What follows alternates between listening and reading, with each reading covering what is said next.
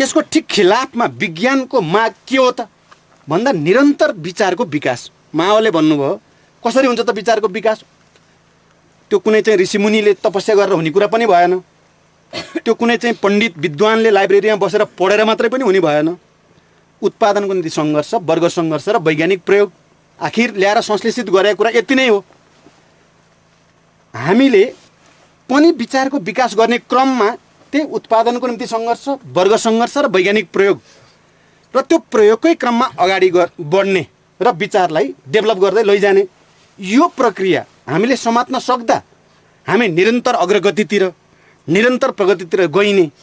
तर हाम्रो सामाजिक सत्ता, हाम्रो सांस्कृतिक सत्ता जसले हामीमाथि राज गरेको छ, तपाईँ हाम्रो दिमागमा राज अझै पनि सर्वहारावादी विज्ञानले राज गरेका छैन। गरिसक्यो भने त्यो ठुलो भुल हुन्छ। त्यो हुन सक्ने कुरा पनि होइन। अझै पनि हामीमाथि राज अरूले नै गरेछ, अरू नै सत्ता, अरू नै फिलोसफी। हामीले द्वन्द्वात्मक भौतिकवादको फिलोसफी भन्दै पनि हाम्रो दिमागमा राज गर्ने अझै पनि जबरजस्त सत्ता चाहिँ वास्तवमा पुरानो शासक वर्गले फैलाएको सत्ता, अधिभूतवादी बन्ने सत्ता, एकाङ्गी बन्ने सत्ता, सरलीकृत रूपमा चिजहरूलाई बुझ्न खोज्ने सत्ता, सरल सहज ढङ्गले बुझ्न खोज्ने सत्ता, माने टुक्री मानसिकतामा बुझ्न खोज्ने सत्ता अझै पनि जब्बर छ। र हामी निरन्तर क्रान्ति भन्दा खालि बाहिर निरन्तर क्रान्तिको कुरा होइन, वास्तवमा चाहिँ आत्मिक चेतना, हाम्रो आफ्नै चेतनामाथि, हाम्रै आफ्नै चेतनाका विरुद्ध पनि निरन्तर क्रान्तिको कुरा हो। त्यो क्रान्ति रोकिने बित्तिकै, हामीभित्र त्यो क्रान्ति रोकिने बित्तिकै, हामीले त्यो नयाँ नयाँ प्रयोग गर्ने प्रक्रिया रोकिने बित्तिकै गत्यावरोध सुरु हुन्छ र त्यहीँबाट समस्याहरू पैदा हुन्छन्। यदि हाम्रो चेतनालाई निरन्तर अग्रगति दिने, नयाँ नयाँ प्रयोग गर्ने र नयाँ नयाँ साहस पनि गर्ने र विचारलाई निरन्तर विकास गर्न आफैप्रति निर्मम हुँदै जाने भयो भने त्यसले निश्चित रूपमा फेरि विचारलाई चाहिँ माने अग्रगति दिइरहेको हुन्छ र त्यसले ठुल्ठुला चमत्कारहरू गर्दै जान्छ। किनकि त्यो जनतासम्म पुगिसकेपछि, त्यस खालका वैज्ञानिक विचारहरू जनतासम्म पुगिसकेपछि त्यो एउटा अद्भुत शक्तिमा परिणत हुन्छ। त्यसलाई दुनियाँको कुनै पनि तागतले हिलाउन सक्दैन। यसो हेर्दा मानिसहरूलाई अहिले के लागिरहेको छ, साम्राज्यवाद एकदम हावी भएको छ। दुनियाँ जहाँ पनि चाहिँ उसको सैनिक अड्डा छ। पुँजीपतिहरूको चाहिँ खरबौँ पति बनेका छन्। अहिले वर्ल्ड ब्याङ्क, IMFहरूले चाहिँ विश्व कन्ट्रोल गरिराखेको छ भन्दा कसरी दुनियाँमा क्रान्ति हुन सक्ला त? अब जताकतै पहिला भएका क्रान्तिहरू पनि पतन भइसके अथवा पराजित भइसके, अब कसरी क्रान्ति हुन सक्ला भन्ने कयौँ मानिसहरूलाई लागिराखेको छ। र त्यस कारण चाहिँ पलायन, निराश हुने र यथास्थितिको अगाडि आत्मसमर्पण गर्ने, घुँडा टेकिदिने, मान्छे हुनुको नाताले उठ्नुपर्छ भन्नेतिरबाट भन्दा सम्भावनाहरू छन्, यो सम्भव छ भन्नेतिर भन्दा सम्भव छैन भन्नेतिरबाट हेर्ने त्यो प्रवृत्ति अहिले हामी जताकतै देख्छौँ। हामी यसरी किन सोच्दैनौँ त? हामी यसरी किन सोच्न सक्दैनौँ? जति बेला दुनियाँमा कम्युनिस्ट घोषणापत्र बनेकै थिएन, जति बेला दुनियाँमा विद्रोहको चाहिँ एउटा रणनीति र कार्यनीतिको माने प्रारम्भिक खाका पनि थिएन, दुईटा व्यक्तिले यत्रो दुस्साहस के दुनियाँ उल्ट्याउन सकिन्छ, यिनीहरूको स्वर्गलाई ध्वस्त पार्न सकिन्छ र नितान्त नयाँ विश्व बनाउन सकिन्छ भन्ने आँट किन गरे? त्यो बेलाको तुलना गरेर हेर्ने हो भने त अहिले त हामी संसारैभरि नयाँ खालका विद्रोह छन्। 100 वर्षको हामीसँग अनुभव छ, विजयको अनुभव छ, पराजयको अनुभव छ। हामीसँग ज्ञानको, भन्नुहोस्, ज्ञानको एउटा भण्डार जम्मा हुँदै गइरहेको छ मानव जातिमा। हामी किन हिम्मत गर्न सक्दैनौँ फेरि यो दुनियाँलाई बदल्न? किन दुनियाँ बुझ्ने, दुनियाँ बदल्ने दुईजना व्यक्तिले हिम्मत गर्ने? आज यत्रो संसारमा चाहिँ एउटा नयाँ ध्रुवीकरण भइराखेको छ, हामीले हिम्मत किन गर्न सक्दैनौँ? हाम्रो पार्टीले जनयुद्ध गर्दा अहिले चाहिँ माने केही कमरेडहरूसँग मेरो अहिले यो बिचमा मेरो धेरैसँग बहस भयो। कमरेडहरू, धेरै मान्छेहरूसँग, अन्तर्राष्ट्रिय कम्युनिस्ट आन्दोलनका पनि, मुख्यतः भारतका र धेरै किसिमका धेरै कोणबाट बहसहरू भए। केही कमरेडहरूले के भने, अन्तर्राष्ट्रिय कमरेडहरूले भने माने जनयुद्ध सुरु गर्ने बेला त तपाईँहरूको चाहिँ 100 जना पनि ओल्ड टाइमर थिएनन्। त्यो 40-50 जना चाहिँ थिए होला नि जम्मा चाहिँ देशभरि होल टाइमर भन्दा। अहिले त लाखौँ करोडौँ बन्यो, तर लाखौँ करोडौँ बन्नु थालिराखेको छ। तर फेरि चाहिँ तपाईहरू चाहिँ माने बिस्तारै बिस्तारै फेरि यो वार्ता, किनभने वार्ता मन पर्दैन हाम्रा अन्तर्राष्ट्रिय भाइचाराहरूलाई। हामीले कहिले वार्ता गर्ने, कहिले युद्ध विराम गर्ने, कहिले के गर्ने, यो उनीहरू कहिले सुरुदेखि मन परेको छैन। फेरि तपाईहरू यो झमेला किन? त्यत्रो थोरै हुँदा सबमाथि आक्रमण गरेर सबैको भण्डाफोर गर्दै युद्धद्वारा सबै पल्टाइन्छ भनेर हिँड्ने, युद्ध पनि यो हाइटमा आउने, युद्ध यो हाइटमा आइसकेपछि फेरि तपाईहरु यो वार्ता फेरि उनीहरूसँग झुक्न भएन है शब्द, झुक्ने होइन, फेरि उनीहरूसँग चाहिँ माने खेल खेल्नुपर्ने किन भयो, किन भइराखेको छ? यो त चाहिँ अलिअलि यसले त विचलन डेभिएसनतिर त लान्न, यसले डेभिएसनतिर जाने त होइन भनेर प्रश्न गरे। अहिले केही समय अगाडिको मात्रै हो। मैले भने हामीले सुरुदेखि अहिलेसम्म आउँदा हामीलाई हेऱ्यो, हामीलाई बुझ्न खोज्ने हो भने तपाईहरुसँग हामी मिलेका छैनौँ, तपाईहरुको सोच र हाम्रो सोच मिलेको छैन, हामी भिन्न सोचबाट अगाडि बढिराखेका छौँ। युद्ध सुरु नगर्दा नि हामीले वार्ता गरेका थियौँ। युद्ध सुरु नगर्दै हामीले साम्राज्यवादीहरूसँग प्रतिक्रियावादीहरूसँग वार्ता गरेका थियौँ। त्यही वार्ताले युद्ध सुरु गर्ने वातावरण बनायो भनेको थिएँ कि मैले। कमरेडहरू ध्यान दिनु होला, किनभने हामी संसदमा गएका थियौँ, त्यो त वार्तै त गरे हो। युद्ध सुरु गर्नुभन्दा अगाडि नै हामीले वार्ता गरिरहेका थियौँ। हाम्रो राजासँग नि वार्ता भएको थियो, हाम्रो सरकारसँग नि वार्ता थियो, प्रधानमन्त्रीसँग सँगै पनि बस्थ्यौँ हामी। त्यही वार्ताले नै हामीलाई युद्ध सुरु गर्ने बनायो। अनि युद्धले फेरि नयाँ स्तरको वार्ता बनायो। फेरि युद्ध र वार्ता, युद्ध र शान्ति, यसको डायलिटिक्सलाई चाहिँ हामीले नयाँ ढङ्गले बुझेका छौँ। हामीले कमेडरले चाहिँ सोध्ने गर्छन्, हामीलाई अनौठो मान्छन्। एकता केन्द्र बनाउने बेलामा त्यही बहस निकै ठुलो भयो अन्तर्राष्ट्रिय रूपमा। एकता महाधिवेशनको बेला सायद महाधिवेशन हुने कमेडरलाई राम्रोसँग सम्झना छ।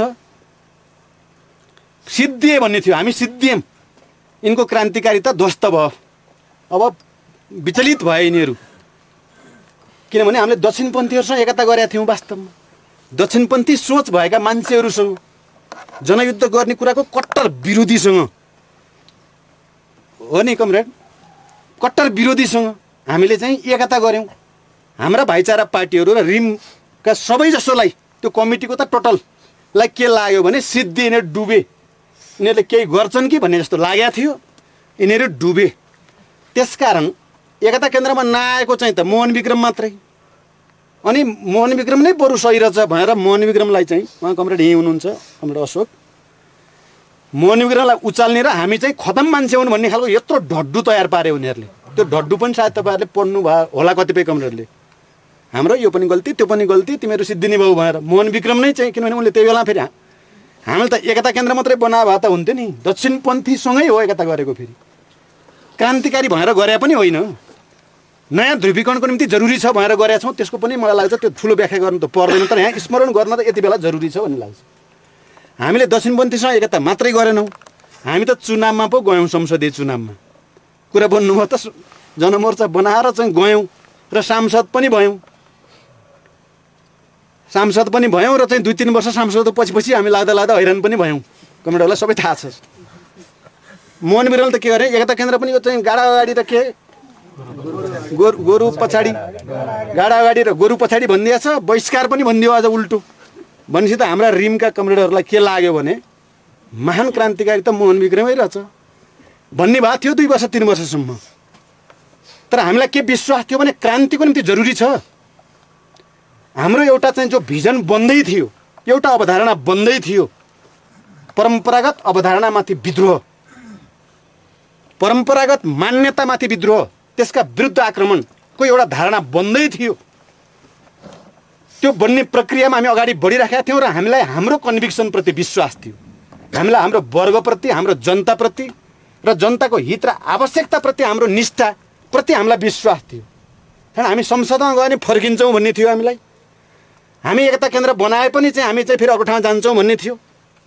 र घटनाक्रमले के पुष्टि गर्यो भन्दा संसदमा जानु बेठिक थियो कि ठिक थियो, माने concrete analysis of the concrete condition भन्छ नि, मार्क्सवादको जिता जागता आत्मा यति हो।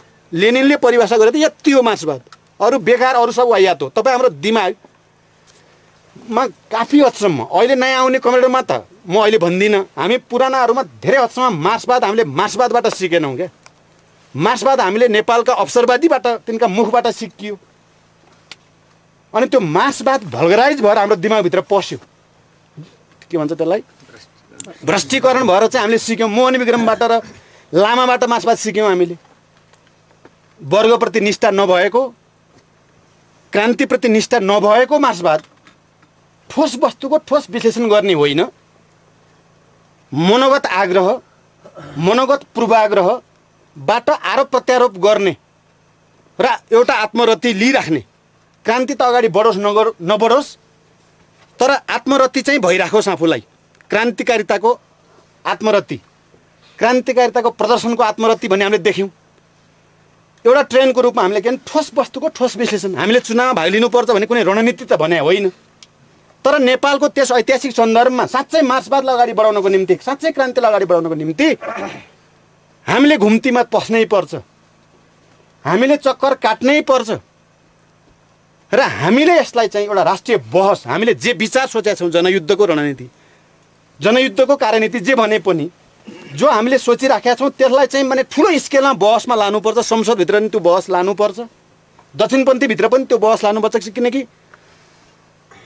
त्यहाँभित्र पनि क्रान्तिकारी छन्। यहाँ क्रान्तिकारिता र अवसरवादिताको ध्रुवीकरण ठिक ढङ्गले भएको छैन र विचार आधारित बहस पनि ठिक ढङ्गले भएको छैन भन्ने मान्यताबाटै हामी एकता केन्द्रमा गयौँ, चुनावमा पनि गयौँ। मैले भने सरल भाषामा हामी भन्दैनौँ त्यति बेला, के घाटा भयो त, एकता महाधिवेशन भयो, लडाइँ पनि पर्यो, ठुलो स्केलमा बहस पनि भयो। म पटक पटक सानो उदाहरण, सानो जस्तो मैले त्यसलाई ठुलो मान्छु। हेर्नुहोस्, बिएलको घरमा सिराहामा जनयुद्ध जिन्दाबाद, मार्क्सवाद लेनिनवाद माओवाद जिन्दाबाद लेखाइयो नि त, लेखे नि त उनीहरू। लेख्न बाध्य भए 2 वर्ष भए पनि, 3 वर्ष मात्रै भए पनि त्यसले जनताको ठुलो हिस्सामा, कुरा भन्नु, जनताको ठुलो हिस्सामा जनयुद्धको लाइन गयो। संसदमा गएर हाम्रा सांसदहरूले जनवादी क्रान्ति जिन्दाबाद भनेर नारा लगाएकै हो। रिएक्सनरी पार्लियामेन्टमा गएर राम्रो नराम्रो जति सके नसके जो जनवादी क्रान्ति हुनुपर्छ भनेर पार्लियामेन्टबाट उद्घोष त हाम्रो कमरेडरले गरे हो नि त। त्यसले राष्ट्रिय अन्तर्राष्ट्रिय रूपमा पनि एउटा राजनीतिक धाराको रूपमा सर्वबराबरको धारालाई स्थापित गर्न मद्दतै गर्यो। तर हामी त्यहाँ डुब्नेवाला थिएनौँ, हामी आयौँ, फेरि आयौँ।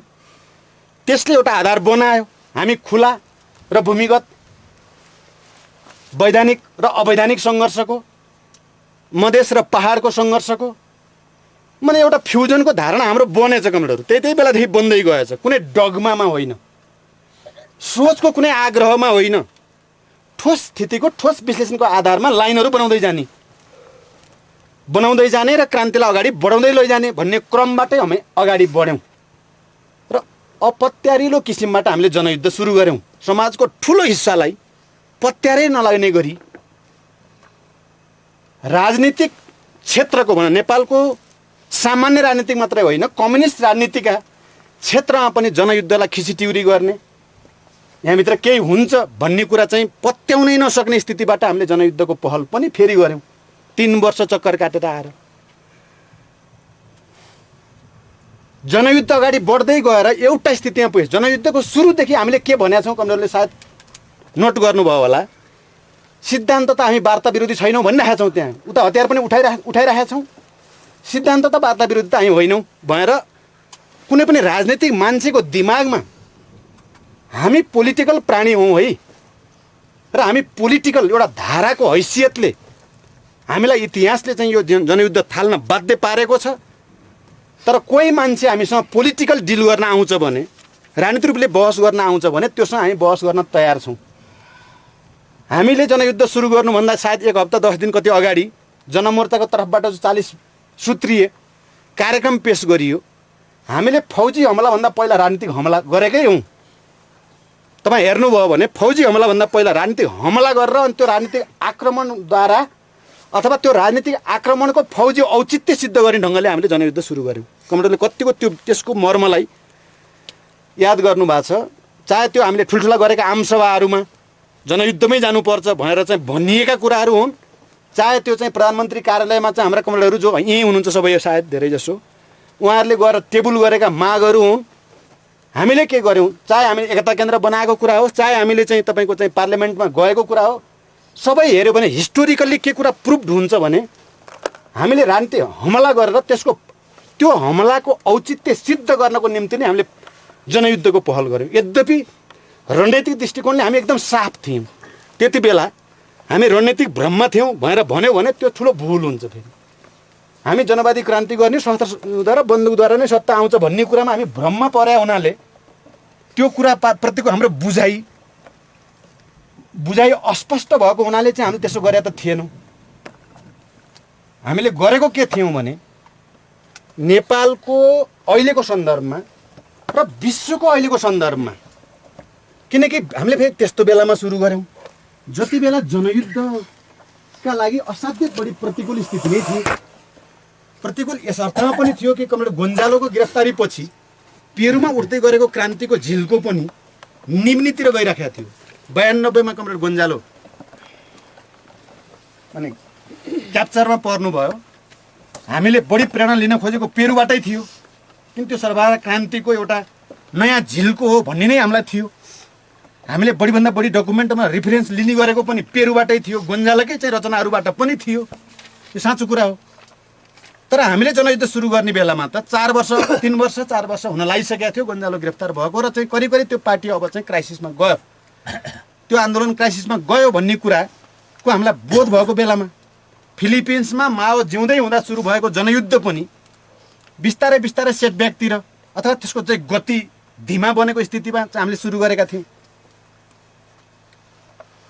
त्यसको चाहिँ तीव्रता हराइसकेका थियो। टर्की इब्राहिम कायफको चाहिँ माने ऊ पछि केही समय अगाडि गयो, तर त्यो चाहिँ टुक्रा टुक्रामा विभाजित हुन खोजिरहेको थियो। त्यस्तो अवस्था हामीले सुरु गरेका थियौँ। त सुरु गर्दा चाहिँ राजनीतिक हमलाबाट सुरु गऱ्यौँ हामीले र त्यसको फौजी औचित्य सिद्ध गर्ने प्रक्रियाबाट गयौँ। यो निश्चित रूपमा हाम्रो विचारको मौलिकता नै त्यहाँ काम गरिराखेको थियो। विकासको जुनसुकै स्तरमा भए पनि त्यहाँ विचारको मौलिकताले काम गरेको थियो, त्यहाँ विज्ञानले काम गरिराखेकै थियो। त्यति बेला हामीले भन्दा अहिले चाहिँ कतिपय मान्छेहरू एमालेमा पुगेका छन्, उनीहरूले भन्थे सपना मात्रै बाँड्छन्। अझ त्यसमा पनि मलाई त ताकेर बढी नै यसले सपना बाँड्ने मात्रै गर्छ यसले। त्यति बेलै थियो जनयुद्ध सुरु भन्दा उहाँहरूलाई थाहा छ सायद, अमरगिरी भन्ने मान्छेहरू थिए। पहिला त ठिकै ठिकै मान्थे, पछि त सपना चाहिँ बढी बाँड्यो।